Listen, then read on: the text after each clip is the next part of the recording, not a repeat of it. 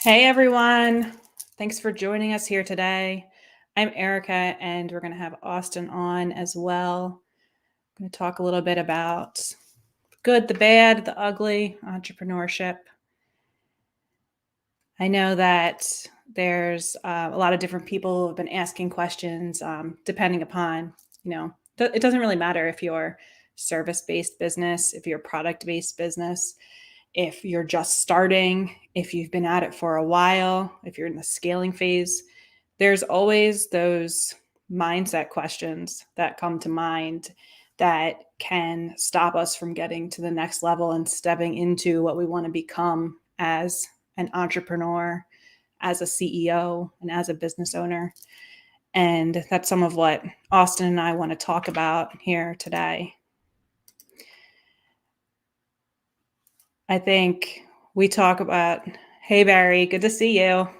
I think we talk about, or a lot of times we wonder, am I doing the right thing or am I doing the wrong thing?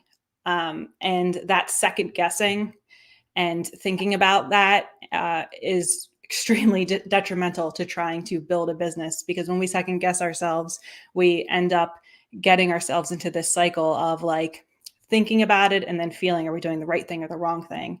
And then overthinking and overanalyzing and going back to saying, maybe we should be doing something else, or maybe this isn't the right thing for me, or maybe I wasn't meant to do this. And we want to figure out how we take that, those thinking and those feeling, and we begin to tap into something a little bit more. We want to tap into the action taking, the doing part. We want to talk about how we can use those ideas that we have to create something bigger and better. And Austin and I are going to talk a bit about the pitfalls of entrepreneurship, struggling to get off the ground, a little bit about the different types of hats that you wear as a business owner, and some resources and methods to think about when you're building a business. So I think he will be on in just a second. Hello. Hey. Can you hear me all right? Perfect. How are you? I am great. How are you? I'm very good. Ending the day for me. Well, you too, I guess. I don't know how long you stay on. I'm on all the time. Every day that I live, I'm on. 2 a.m, I get messages from you. You're damn right you do. So let's do it. So, numero uno. Biggest question on everyone's mind, I guess. You know what that is?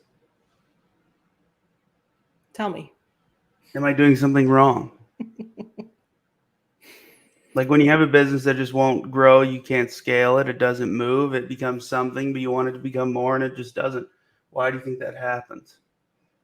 Well, first, I think we're always blaming ourselves and saying, as it may.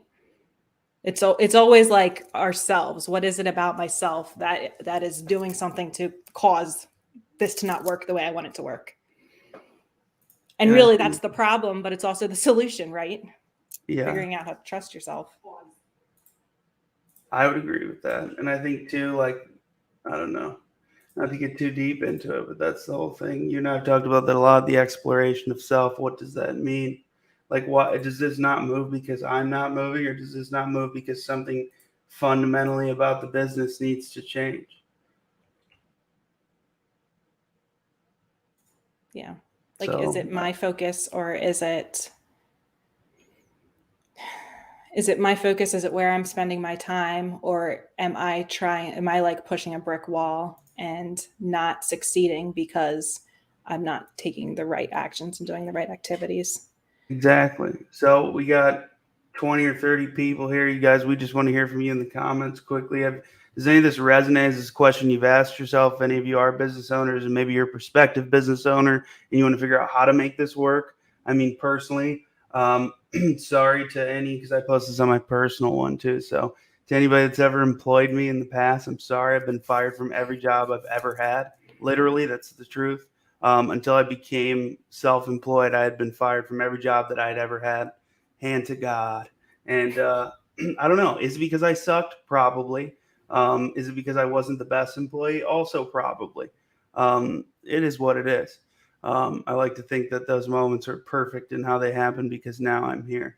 But if any of that resonates with you, if that makes sense, like, have you thought those things? Like, I just would love to hear from you guys. Like, David, okay, we got a firm yes there. I'm glad to hear that. Keku, yes, every day I'm winning. I love myself when losing. I second guess. Interesting. To those of you that are here from Penny Boys, is interesting because I think this same philosophy carries over to trading. With it feels so great when you're riding that high and you're winning and everything is going right, and then you wake up some days and you just see blood red and it can ruin the whole day. Same thing in business. You lose a contract and it feels like it's all falling apart when in reality, um, some of the best things that ever happened. And Eric, I've told you about a number of these. It's like, how many times have I called? It's like, oh, we're going to lose this client. This isn't going to be good.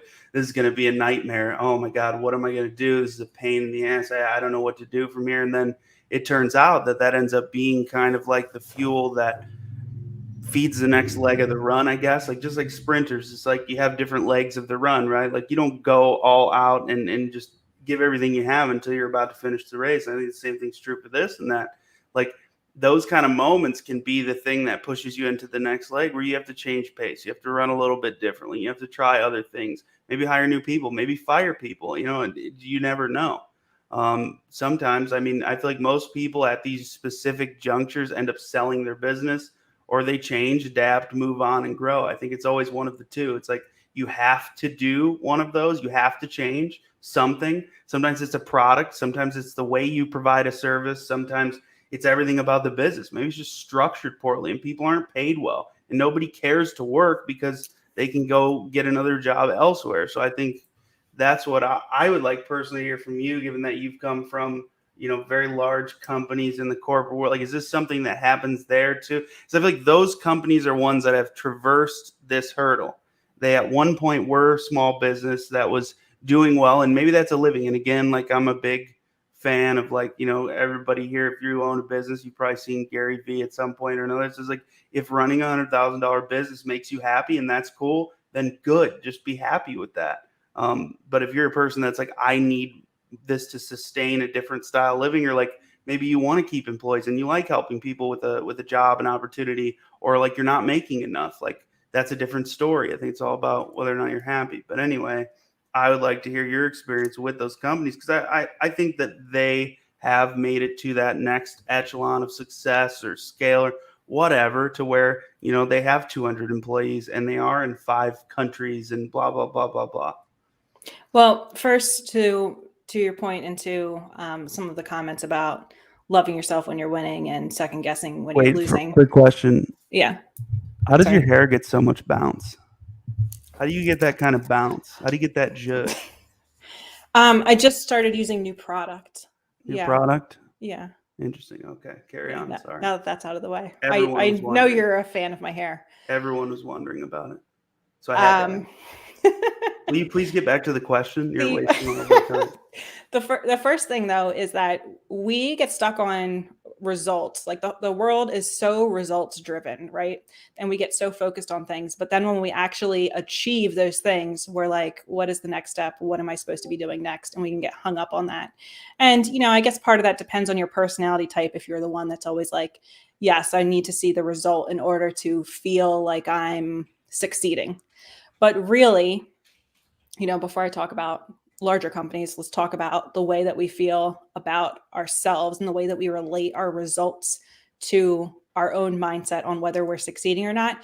We can't look at those results to be the answer as to whether we're winning or we're losing. We need to tune into, what is the process? Like, am I enjoying this process? Because enjoying the process will result in your happiness, which will then make you more effective at whatever your strong suit is: leading, fulfilling, being, whether you are like the visionary entrepreneur, whether you are like the technician who loves doing things. Being happy about the process is what's going to really take you to the next level. It's going to give you the drive to enable you to get there. If you're focused on a result and you're telling yourself that I can't succeed unless I get to this result, those are the people that are going to not make it to that next level, because they're not going to tune in to push themselves to it.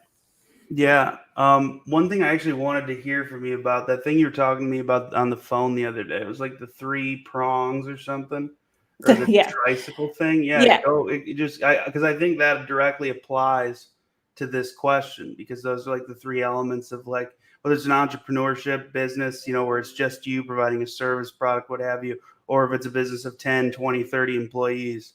I think that applies no matter what. And it's just something that I think is everyone should know for life. If you could Well, explain that really this quick. and I think this is the one that you're talking about. So, when you're building a business and you want to, whether it is something you want to just have for yourself so that you don't need to have a job, or if you're thinking that this is something you want to scale and turn into a company, I think a lot of times we might go into a business thinking that's what I want to do. I want to create a company and I want to be the CEO. But we get stuck into the daily, into the weeds, into the doing. And then we get fed up with it because we're like, where was all of this CEO stuff that I dreamed of? Where is that visionary stuff I dreamed of? I don't have time for it because I'm constantly in fulfillment mode. And when you think about scaling a small business, there is this great book that was written by Michael Gerber, and it's called The E Myth Revisited, which stands for the entrepreneurial myth. And in it, he describes the three different personality types that you need to have as an entrepreneur. And yes, there's going to be one of these that's going to resonate much more with you, which is good. You don't want to, at least in my viewpoint, you don't want to be living in all of these personality types in order to try to get to the next level. You want to know which one is the one that you want to focus on so that you can build your team appropriately and put people into the other roles eventually. But as you begin to build your business, you're going to be filling three things: the entrepreneur, the manager of the business, and the technician or the doer of the business. And as the entrepreneur, you're the visionary, you're the dreamer, you're the innovator. You are in that mode where you're thinking about the future and you have all these hopes and dreams and plans, and you see this great success that you're going to have. And maybe that's a little bit of where we get stuck on, am I hitting this result or not? Because our entrepreneur brain is thinking about all these great things we're going to do. Then let's step into our second personality type, which is the manager. Yes, you're a dreamer, but you also have to manage. You have to plan and organize. You have to reflect on the results that you're getting. You have to identify problems, create that structure. And the manager has to make sure that the business stays in order so that it can grow. And then you have that third hat that you have to wear, or that third personality type that you have to take on, which is the technician or the doer. And they're the one that's actually doing the work. They're seeing what works and doesn't work by making tweaks on the go, on the job. They're in the weeds. They're interested in what's happening today. Did I finish my work? Did I do what I needed to get done? And they make sure that, like, if there's something that your entrepreneur hat says, I have a vision that I don't necessarily want to be doing this work every day, the technician, the conflict of the technician is going to say, but if you change that, I'm going to have a really hard time today when I do my work today. I don't know how to transition from the now into the 6 months from now. So those are the three different roles.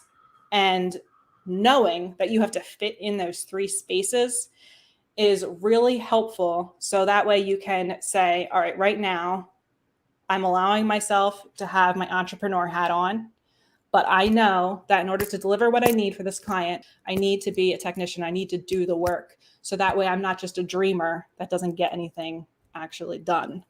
But we can talk a lot more about that. Or what questions do you have? I know Austin's the creator, the visionary. That was me. Come on, guys. Why is everybody so quiet? Why are you just sitting around your Nana's house waiting for her to finish talking about for 40 minutes about going to the supermarket? Come on, which is a great thing to do. You should do that if your grandma's still alive. I miss mine. But leave a comment. Which one are you? I understand you have to be a more than one. If you're an entrepreneur, you've self-made, blah, blah, blah, you have to be more than one. Which one resonates the most? Which one do you want to do? Which Right. one do you like doing the most? Which one do you want to do most of the time? And as always, shameless plug, if you could please hit the like on the video, let YouTube algorithm know that we don't suck. If you believe that to be true, if we do suck, don't hit it. But that would be very much appreciated. You do need to have all three of those hats on. But as you grow, you need to know which one are you best at, because then it's easy for you to let go. Like, it's hard. I think it's hard sometimes when you're building a business to let go of the fulfillment work. But once you've created the process for your clients, or the process for fulfilling an order, or whatever it is that you sell or that you've created, Mm-hmm. you need to add employees in there so that you can actually grow. And knowing that you're better at being the visionary is super helpful when you get to that point, because it's easier to just let go of the control. Can you see the question that's on the screen? It says, can you ask the question again? I just got Yeah, here. can you just ask it again so they know what to leave a comment about? Oh, did I ask? I'm trying to remember what I asked. Was it, there's the three personalities: the entrepreneur, there's the manager, and there's the doer. Which one of those three resonates the most with you in your business? Do you like being the visionary? Do you like being the person who manages the business? Or do you like to be the one that's actually doing the work in the weeds and getting it all done? I think that's what I asked. So there you go. There it is. Oh, we got a couple of comments on the technician. Tabitha says the technician. Mr. Isaiah, I want to be the doer. Okay. So see, now I think that's an important thing to know, because like I guess in the last year or so I've kind of settled on the things that I want to be doing. And like, isn't that the reason we all start in the first place? It's like, I mean, we care about what we're doing and we want to offer something that's good. But at the end of the day, it's like, I just don't want to be slave to a job that I can't stand, being miserable, hating every bit of my existence, looking for ways, means to do other things to escape it. I mean, if that's the case, then this is more about, figuring out now, once you get past that point of how do I make this work? Because someone said earlier, I think you absolutely have to do all of them. I don't think any business gets off the ground without all three, at least a little bit. I mean, firing on maybe not all cylinders, but at least a little bit. And I think that knowing that you can do it, like that's the important part, and then getting it done to a point where it is a business. Because I mean, at the end of the day, I think like going through the definition of like my opinion of what is a business, it's truly a business when you go on vacation for 2 weeks and things go on as usual. It doesn't all die the second you take a step back. I think that's when it's become a self-sustaining business, to where you can take that time of like, what do I really want to be doing? Like, did I, like I just had a kid. Like I would love to spend more time with my daughter. It's something I would like to do. I'd love to spend more time with my stepsons. What I'd like to do. So I have to figure out ways that I can do that without, making a significant sacrifice to offering what I'm offering in whatever business I'm in. David Rogers, thank you, my friend. Yeah. I, And to I what, think that, well, to go what you ahead. just spoke about, that's really, and this ties into the question you asked before. You said, what is it that when you get to the level of 10 million, 20 million, $30 million a year in revenue, what is it that allowed those people to get to that point in revenue? And it's, they've taken what they have created and they've turned it into a system.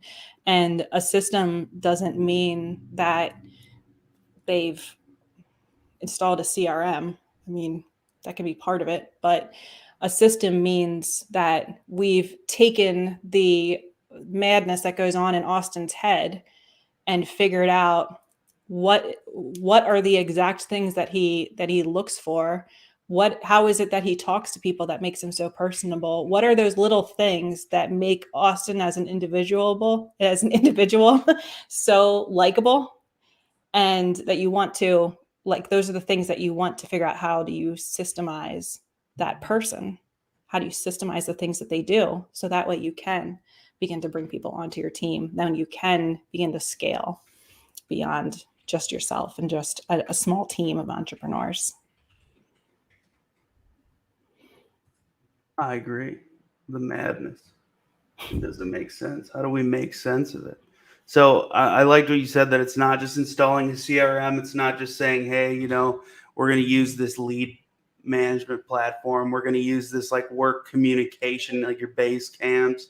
Like that's not the answer. So can you elaborate a little bit on what you mean of like I know it's like that's your jam. So I know you're going to go hard, but like just a brief kind of like, what do you mean beyond it's not just a CRM? Well, you've got to think about you're creating a business and not just a job for yourself. So you want to do things in a way that you can easily duplicate, you can make things consistent, so that other people can take on some of those responsibilities. The different parts of, like, if you think about your business and you think about the different areas of your business, and if it's a product-based business, maybe you have like product design, maybe you have management, maybe you have customer service. All of those different areas have processes beneath them and standard procedures or best practices. People might call them best practices, standard operating procedures, SOPs, any of those things.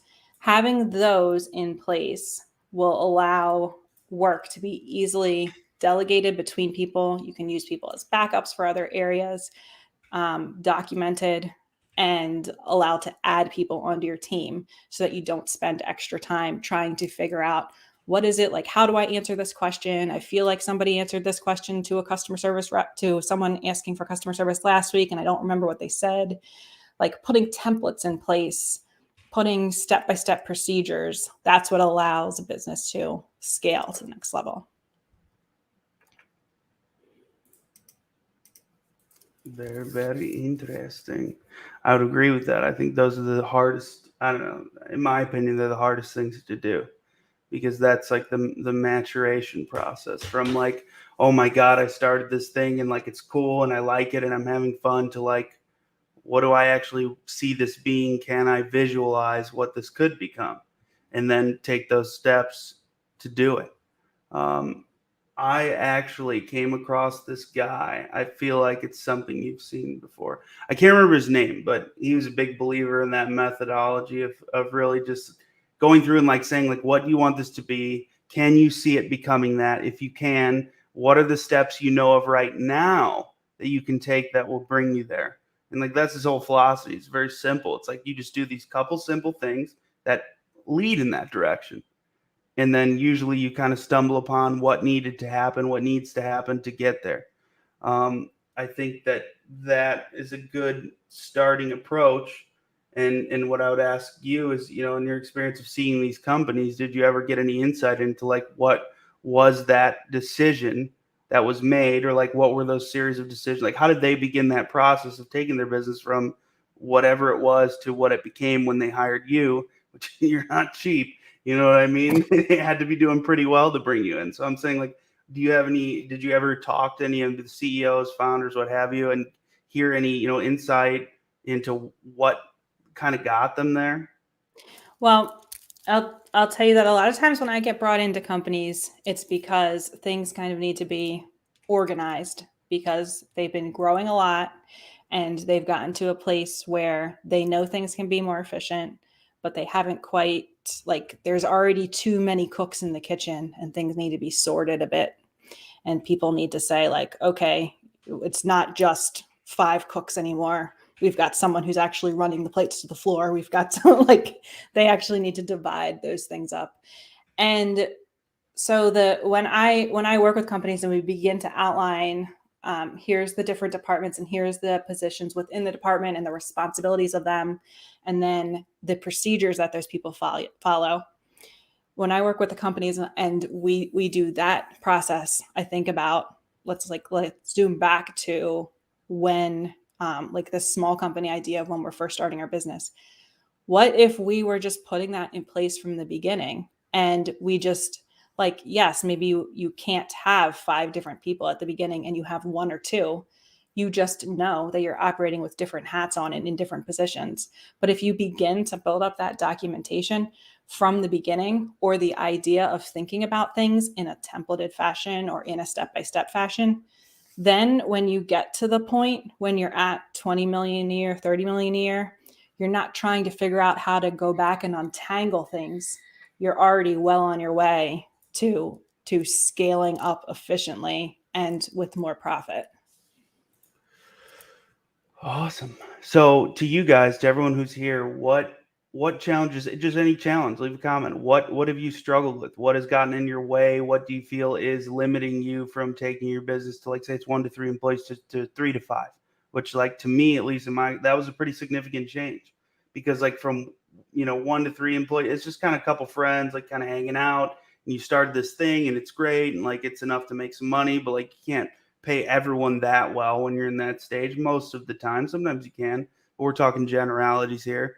Now, what once you go to that 3 to 5, I don't know why. I feel like something changes to where like the dynamic changes, the cultural shift, which that's a whole other thing. We'll go into that another time. But I think that it kind of shows you that there have been fundamental differences made in the business that have led to obviously more revenue, have led to expansion, which have led to more employees, which have led you to create more jobs, which now you are in a better position to expand. So I want to hear from you guys. Number one, what size is your business right now? How many employees do you have? If you want to put revenue, do that. If you don't feel comfortable doing that, don't. But just what kind of size business are you working with, and what are some of the challenges that you've already had? I've seen a bunch of comments in the Discord. We can go through some of those. For those of you that did put them down that do operate a business, most of them seem like scalability challenges just from like first glance. Some of them seem like personnel challenges, but most of them seem to be, kind of, I didn't plan for this. I mean, I intended to do it, but I didn't know it would become what it is, and like I'd like to see what else can happen. I just don't really know where to go from here. And I think that's a hard part too, that like finding resources, I guess, which is kind of the reason we started this. Like, it was difficult for me to find other entrepreneurs that got past those first couple hurdles and the business did grow and there's 20 employees there. It was difficult to find those people to kind of give me share with me their experience of how they did it. So that's kind of, just so you guys know, kind of our intention in doing this. That's the goal, is like to kind of share all that with you and help you guys kind of figure out wherever you're at now, where you could be, number one, to actually see it, like to understand that it's possible, to accept it, and then to maybe plan a couple of the initial steps to get there. But yeah, I think that's pretty much the goal here. And again, I'd love to see it. If you guys could leave a comment, just what challenges have you faced? What have you struggled with? Like, has anything gotten in your way that you couldn't get past? And maybe you're still stuck there. Erica, what, just again, to lean on the experiences you've had, I mean, what would you say are some of the most common challenges that you experience in what you do in consulting for these businesses? It's funny, but it really boils down to trust in, like, a lot of times people already know the answer, and yeah, they might need people to, like, employees to help actually get the work done. But I find that really just believing and trusting, like, what your intuition is telling you at what the next step is for your business, because sometimes the next step is scary and we second guess ourselves because we're living in a little bit of fear and we don't want to confront that fear. But if we tuned in and we said, like, what do I know that the next step is, and this is the next step for me, and is that something that I want to do? Is that the business that I desire to build? And we know the answer is yes. It's taking that leap, trusting in yourself so that you can grow. And even in the big companies, like, that's true for entrepreneurs, but it's true in 50 million, $100 million companies as well, people who are leading those organizations. Interesting. So I guess what would be in having that experience, right, on both sides, growing your own business, helping other people kind of scale theirs, or get everything together after it's grown a little bit. What do you think is one of the more important things to take a look at in terms of, like, obviously, I guess, of avoiding some of those challenges to begin with, or to have the capability to address them? I think tuning into your own strength and knowing what it is and not fighting it is important. And that's why I talked about the hats in the beginning, because I think sometimes we want to stick ourselves into, we want to force ourselves into a lane that we think we're supposed to fit in, Right. but it doesn't truly resonate with us. Like I know a lot of people said that they mostly resonated with being the doer, but is that, and you can, that's fine.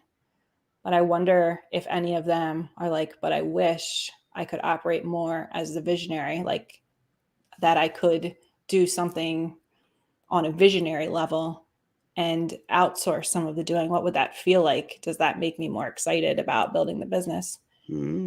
Sometimes we're saying like, because I do this to myself because I'm a process person, and when I started the business, very strongly felt that I was the doer.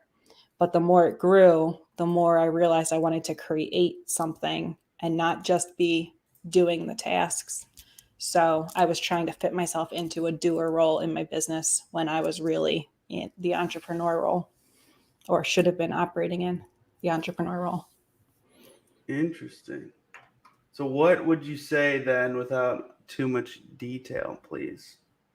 When you first met me the first time I called you, what do you think were some of the pain points identified with what I needed to do? Or what did you see, I guess?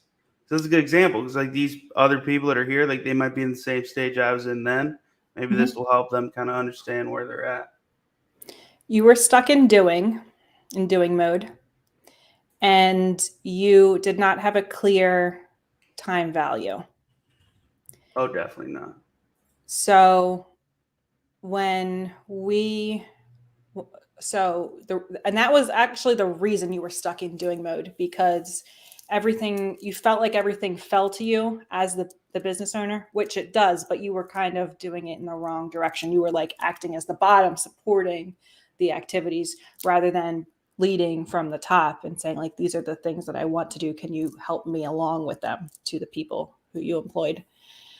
And that was because you weren't clear on what is the value of your time. Hmm. And once you became clear on what the value of your time was, it was a lot easier for you to delegate things and empower the people who worked for you to do their best work, rather than second guessing them and wondering if they Ah. were doing it, not sharing enough information with people because you wanted to be the savior. not, I think it comes down to not too much trust. information. That's the hard part. It's like your child. I mean, it's something you've cared for and watered it every day. And I was stuck in that because I mean, I was so used to working 18 hours a day. Like I think a lot of it's like you just don't know what to do with yourself.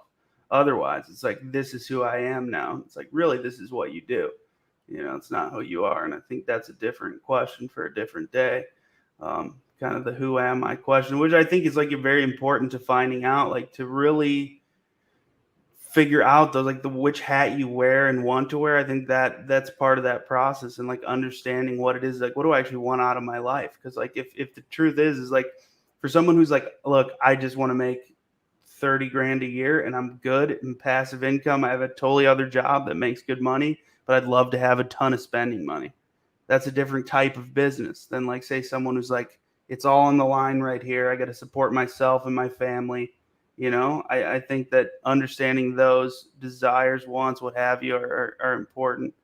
Let's see. Kyle said, having conviction in your decisions and moving forward, right or wrong, is something I need to work on. I recognize it all the time. Just being afraid to make a poor choice. That's good. See, that's good insight. I mean, that's like the fact that you recognize that. I feel like that's where, in my opinion, just outside opinion, I feel like most people stop right there. I feel like that's one of the biggest stopping points for anyone in business is like, I just don't trust that it's called, what is it? Shit. I can't remember, some sort of paralysis, but like Oh, the the paralysis. analysis paralysis. What is it called? Analysis paralysis? Is that what you're Analysis saying? paralysis. There you go. Sarsaparilla. That's what it's called. But yeah, where you're just kind of frozen in no decision land. Where like in life, sometimes no decision is better than making one, but to a degree. And I think so. So that's a question I'd have for you is to someone who's stuck. Let's look, Kyle. It's right here. What would you tell Kyle right now? Kyle, listen up.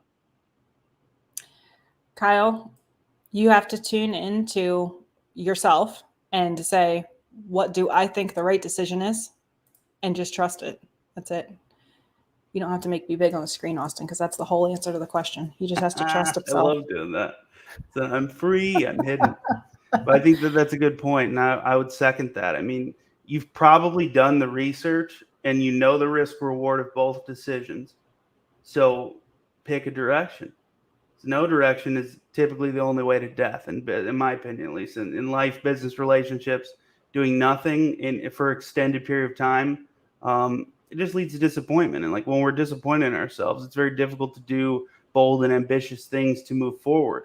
I try to think as little as humanly possible, especially in the first couple stages of business. Like when a business first blooms and you see it and you know it's there, I think as little as I can. I just go, I do, and I don't think. I just trust, the heart, trust the way, intuition, God, whatever it is. I just trust it, and I feel like it leads me in a good direction.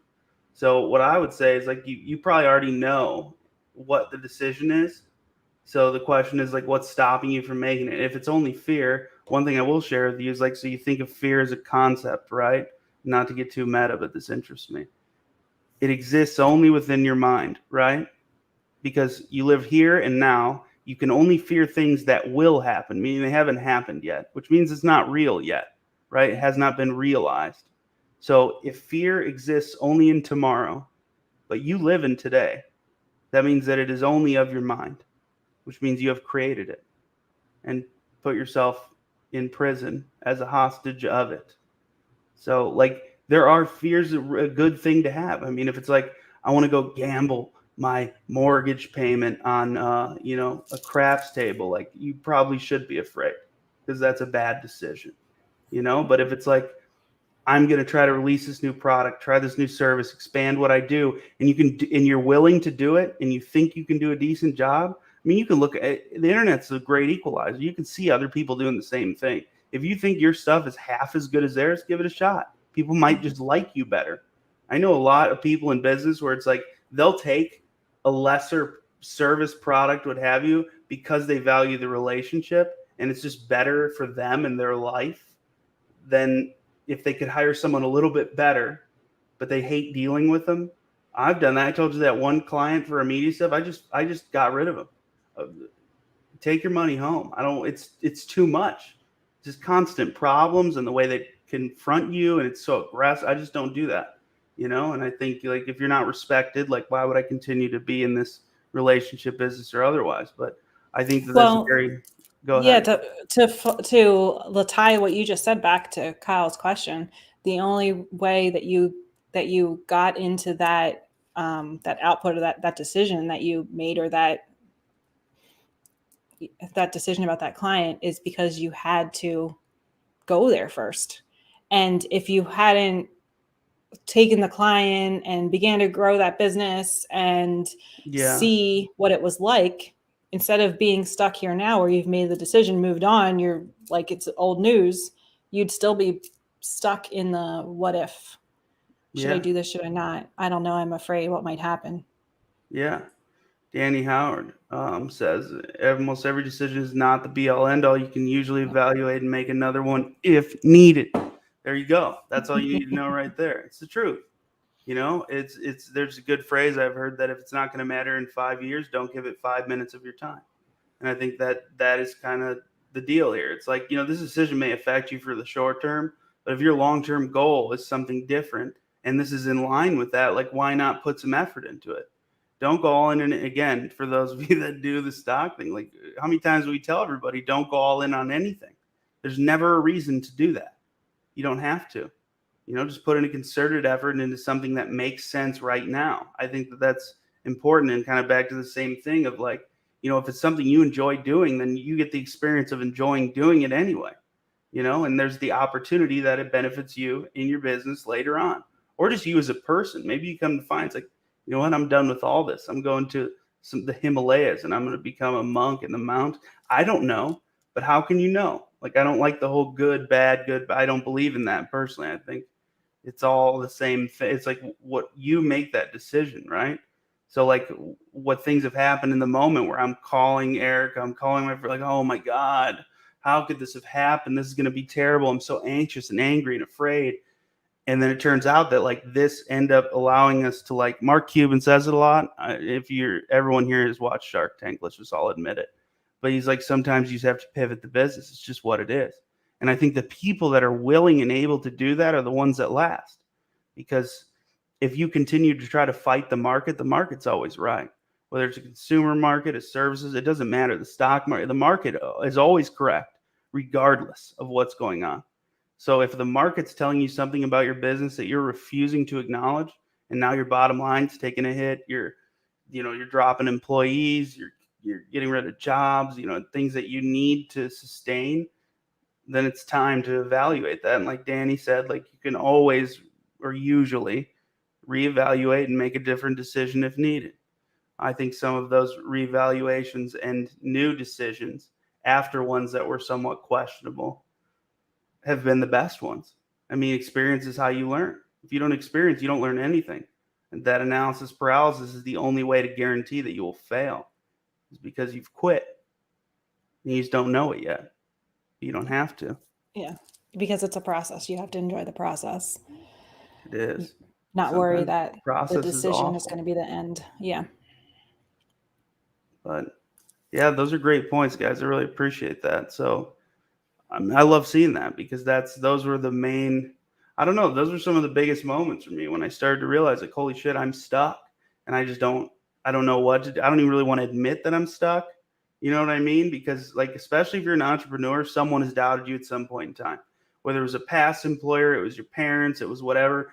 People have that. That's why you're here. I mean, that's part of the drive. We can all pretend it's not, but there's something about, like, you're never going to make it. And I said, well, we'll see about that.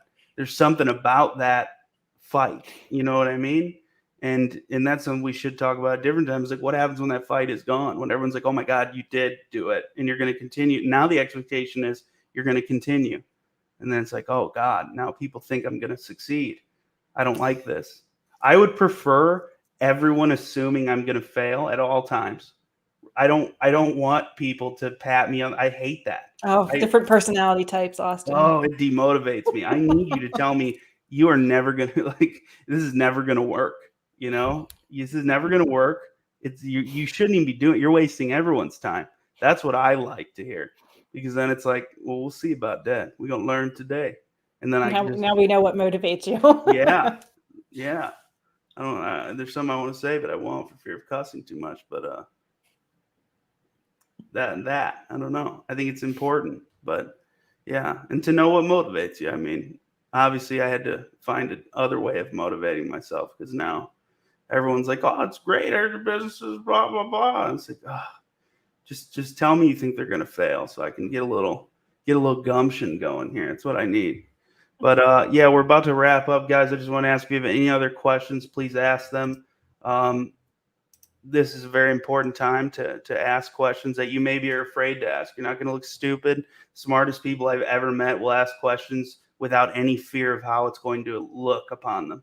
Honest to God, like, I've seen some people that are brilliant people ask some questions that I'm just kind of like, what in the, like, how did you not know that? But asking those kind of questions is also how they got where they are. And one in particular, I mean, he's just, my opinion, most, I don't know, successful in the grand sense of, like, he's a good person. He's like a very personable, he's a great friend. He'll support you, whatever. He runs a couple great businesses. He does very well financially. Like, he does all of it. He's got like a whole life. He's got a family, friends. He enjoys it, does stuff he loves. He works. He's got the whole deal. And he's someone that just asks questions is, I don't know.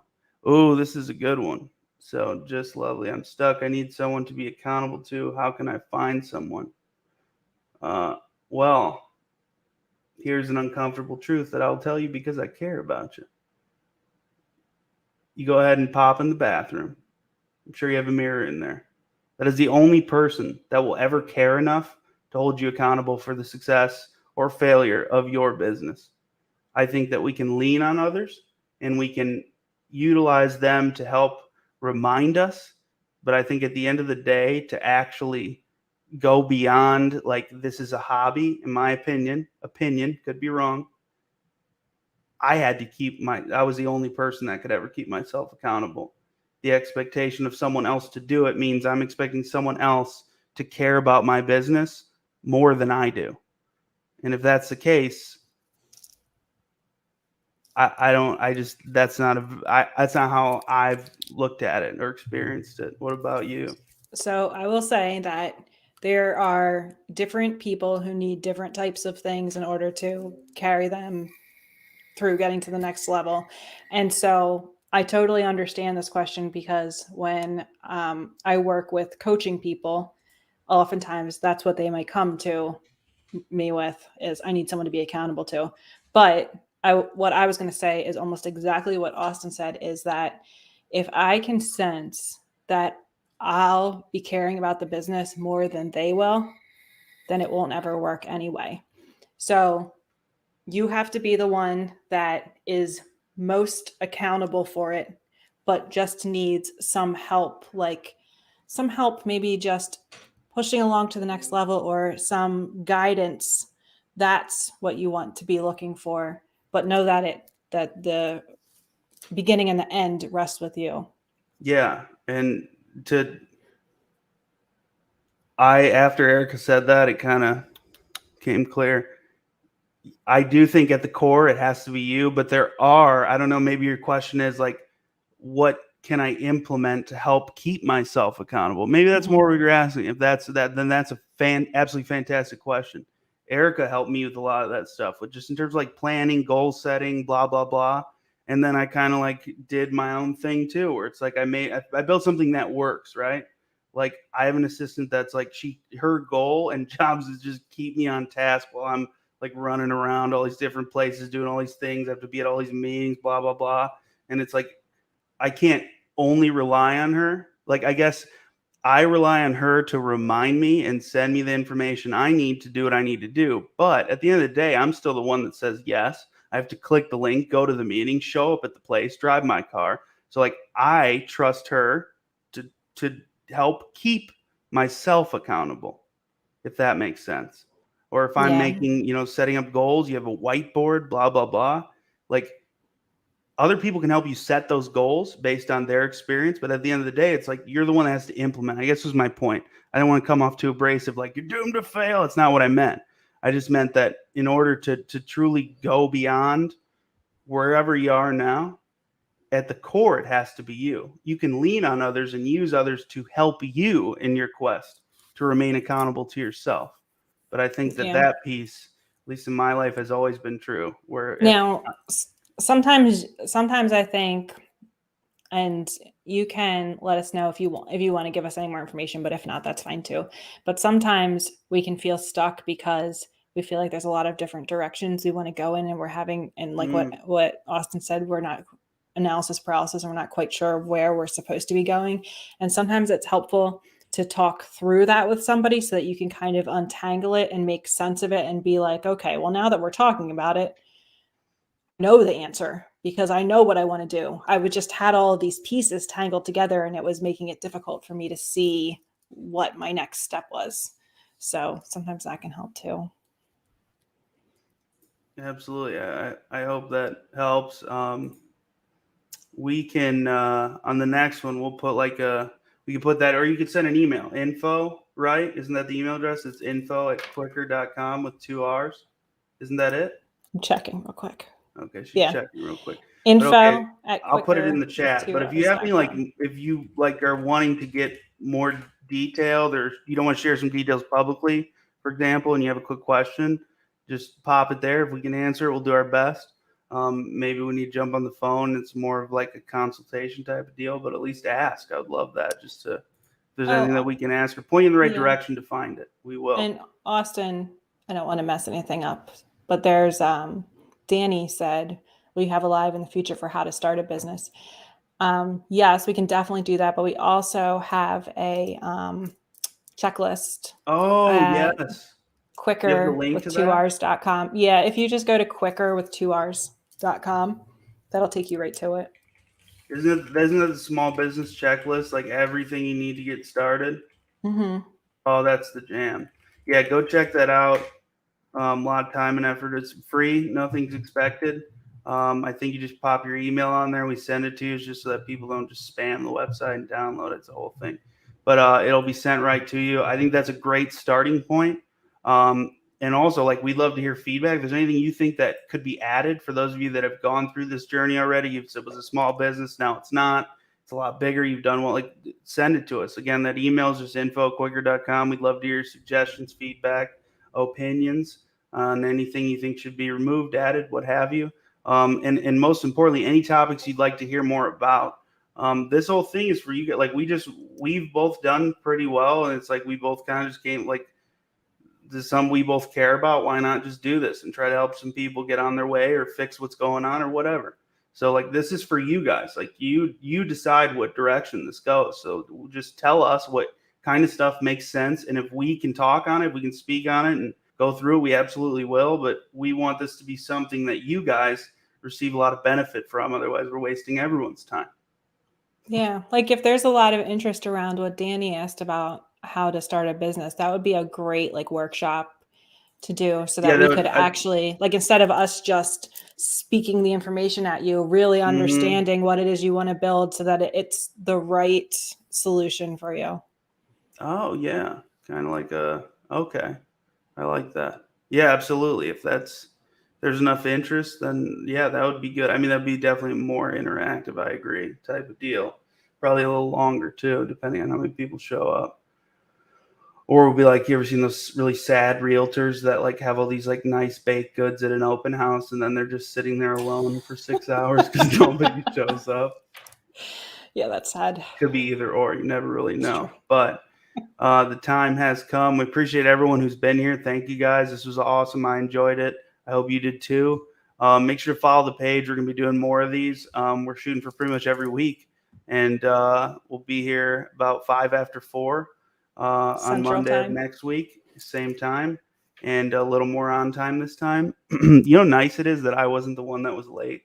Yeah, thanks. Can I just share that? That's a personal development. Like, well, oh my God. when you called me 3 times and I was like, you know what, for once in my life, you can wait for me. Absolutely. Absolutely.